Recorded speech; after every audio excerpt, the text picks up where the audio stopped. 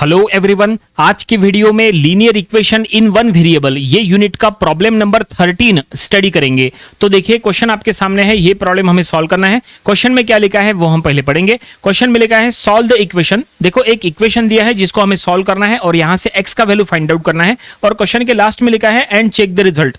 मतलब हमें यहाँ पे ये प्रॉब्लम सॉल्व करके चेक करना है कि जो हमने फाइंड आउट किए थे x का वैल्यू वो करेक्ट है कि नहीं। एग्जाम में जब आप ऐसे प्रॉब्लम्स अटेम्प्ट कर रहे हैं तो ये जरूर चेक किया करो कि ये स्टेटमेंट लिखा है क्या। अगर लिखा है चेक द रिजल्ट तो आपको एग्जाम में चेकिंग वाली स्टेप्स शो करना पड़ेगा, उसके ऊपर मार्क्स काउंट होंगे और अगर आपने वो शो नहीं किए तो आपको मार्क्स फुल मार्क्स नहीं मिलेंगे। इस बात का आपको ध्यान रखना है, ठीक है। तो चलो हम ये प्रॉब्लम सॉल्व करेंगे और x का वैल्यू फाइंड आउट करेंगे। अब सॉल्व करते समय आपको सबसे पहले ये चेक करना है कि गिवन इक्वेशन लीनियर इक्वेशन है क्या और उसमें वन वेरिएबल है क्या।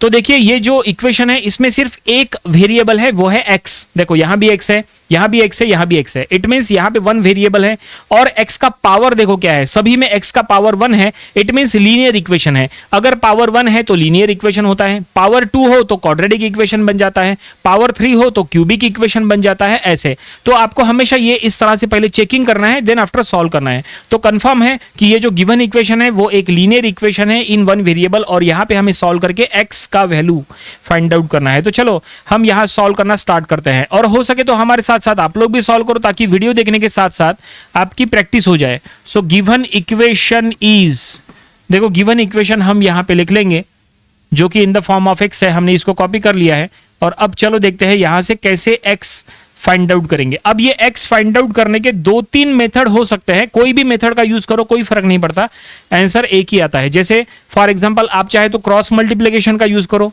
क्रॉस मल्टीप्लिकेशन से भी सॉल्व होता है, x मिलता है। या तो आप एलसीएम निकालो, एलसीएम से भी सॉल्व होता है। चलो हम एलसीएम से सॉल्व करते हैं। इसके पहले के भी काफी सारे प्रॉब्लम्स हमने एलसीएम से सॉल्व किया है। एलसीएम से सॉल्व करना आसान होता है।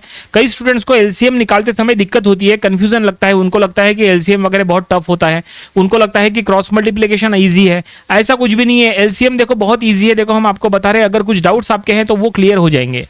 तो एलसीएम कैसे निकालना वो देखो। एलसीएम निकालने के लिए क्या करो, यहां डिनोमिनेटर में देखो क्या क्या है। तो ये फ्रैक्शन के डिनोमिनेटर में 3 है, ये फ्रैक्शन के डिनोमिनेटर में 5 है, यहां 4 है, मतलब 3 नंबर हो गए, 3, 5, 4। तो एलसीएम आपको एक ऐसा नंबर लेना है जो ये तीनों से डिविजिबल हो, ठीक है। आपको एक ऐसा नंबर एज ए एलसीएम लेना है जो तीनों से डिविजिबल हो। तो ऐसा नंबर सोचो, ठीक है। तो क्या वो नंबर हम 15 लेंगे क्या? नहीं, 15 3 और 5 से डिविजिबल है, 4 से नहीं है। क्या हम 20 लेंगे? नहीं, 20 भी नहीं क्योंकि 23 से डिविजिबल नहीं है। क्या वो 25 होगा? नहीं, 25 4 से डिविजिबल नहीं है। क्या वो 30 होगा? 30 जो है वो 5 से डिविजिबल है, 3 से डिविजिबल है, 4 से डिविजिबल नहीं है। क्या वो 35 होगा? नहीं। 36 होगा? 36 4 से डिविजिबल है लेकिन 5 से डिविजिबल नहीं है ना। तो क्या हम लेंगे 40 लेंगे क्या? 45 से डिविजिबल है, 4 से डिविजिबल है लेकिन 3 से डिविजिबल नहीं है। 60 लेंगे क्या? देखो 60 के पहले 50 चेक करो। 50 जो है वो 5 से डिविजिबल है लेकिन 4 से डिविजिबल नहीं रहेगा जहां तक है ना। तो 60 चेक करो। 60 क्या तीनों से डिविजिबल है? 60 3 से डिविजिबल है, 5 से भी डिविजिबल है, 4 से, यस 4 से भी डिविजिबल है। इसका मतलब हम एलसीएम लेंगे 60, कंफर्म। ऐसे आपको चेक करना है कौन सा नंबर तीनों से डिविजिबल है, वो चेक करना, बस वो आपको एज ए एलसीएम लेना है। तो हमने 60 एज ए एलसीएम लेने का डिसाइड किया है। तो चलो हम यहां पे लिखेंगे 60 एज ए एलसीएम। तो हम यहां लिख लेंगे by taking LCM equal to 60। अब आपने एलसीएम एज अ 60 लिए तो आपको क्या करना है, ये 60 से पूरे इक्वेशन को मल्टीप्लाई करना है। तो हम यहां लिख लेंगे मल्टीप्लाई बोथ साइड बाय 60। पूरे इक्वेशन को दोनों साइड में 60 से मल्टीप्लाई कर लो, हर एक टर्म को 60 से मल्टीप्लाई करो। तो देखो फर्स्ट टर्म को 60 से मल्टीप्लाई करेंगे, सो 60 इंटू एक्स प्लस 2/3 ब्रैकेट में देंगे। उसके बाद -60 इंटू एक्स प्लस 1/5 ब्रैकेट में देंगे, इक्वल टू 60 इंटू ब्रैकेट में एक्स -3/4 -60, इस तरह से। तो देखिए पूरे इक्वेशन को हमने 60 से मल्टीप्लाई किए। अब क्या होगा इससे ये होगा कि देखो 3 1 जा 3, 3 20 जा 60, ठीक है। 5 1 जा 5, 5 12 जा 60, ठीक है, 4 1 जा 4, 4 15 जा 60। देखो इतना सब हमने किए, अब जो बचा है वो लिखो। तो क्या बचा है, तो यहां बचा है पहले इसमें 20 इंटू एक्स प्लस 2, ठीक है यहां पे। उसके बाद -12 into x plus 1, -12 into x plus 1 is equal to, यहां बचा है 15 into x minus 3, 15 into x minus 3, और आखिरी में है -60। ये देखिए, ठीक है, ओके। और अब यहां पे क्या करो, 20 से अंदर मल्टीप्लाई करो, 12 से भी अंदर मल्टीप्लाई करो, 15 से भी अंदर मल्टीप्लाई करो, इस तरह से।